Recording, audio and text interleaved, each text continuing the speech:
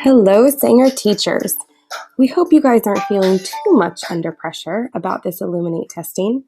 We are hoping that this video helps you understand how to enable online testing for the DIAs. So the first thing you're going to need to do is sign into Elluminate.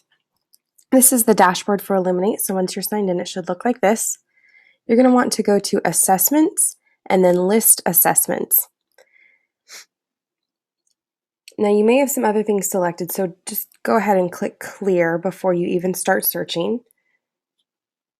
To find the DIAs, the quickest way is to filter by year, so choose this school year, 2014-15, your grade level, I'm going to choose 3rd, and then under the scope, you're going to choose the District Progress Assessment.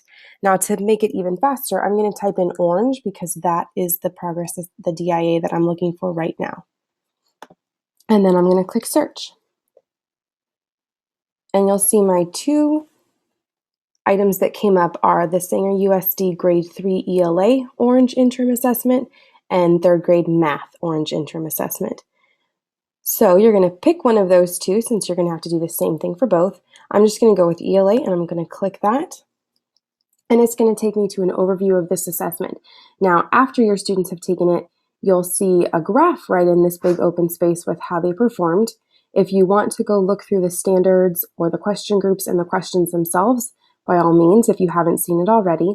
But in order to enable it for online testing, you're going to scroll all the way to the bottom where it says online testing. So right here at the bottom, online testing, and you're going to click on the link that says online testing administration. And it's going to push you over into the activate instruction area. Now this is the area where you can, if you want, preview that online assessment, but you'll see it in just a little bit. You can also add the roster. So when you're doing this, you're actually kind of assigning this DIA to your students. So click on Add Roster. From here, there's a couple of different preferences that you can change.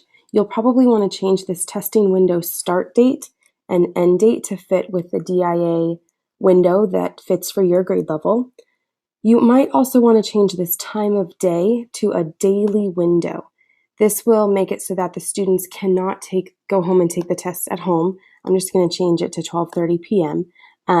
And again, you probably won't use this entire testing window. It's 27 questions, and I believe it's being encouraged to try to finish this DIA, each subject in one sitting.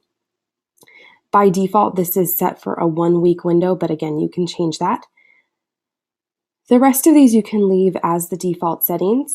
You can scroll down, and this is where we're going to choose our students. So for elementary teachers, it's a pretty simple choice. You only have your 1 class, and then you can choose all students. For middle school or high school classes that have several periods, you're going to see those periods here. So you can choose those and then all students, and then click Save.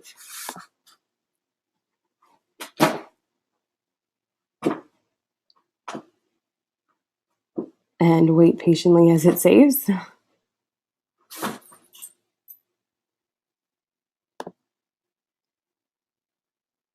And again, you can come up here and check any of these out.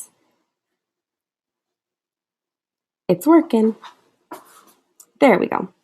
So you can see that it's saving.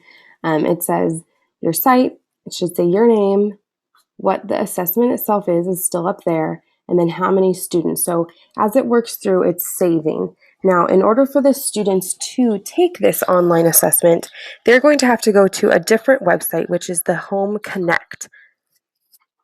So while it's saving, I'm going to show you how a student would log into that Home Connect. The website itself, it's up here at the top. It is Sanger Elluminate HC, standing for homeconnect.com.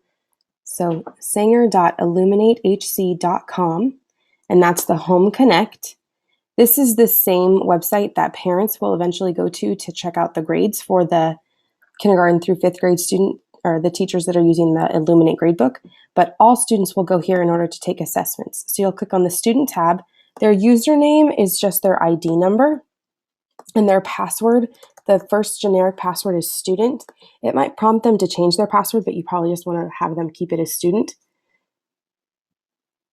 So So I have signed in as a student in that class where we were just trying to add this roster, and you can see it's still saving. It might take a little while just depending on Elluminate or the internet, but it'll tell you that it's been a success.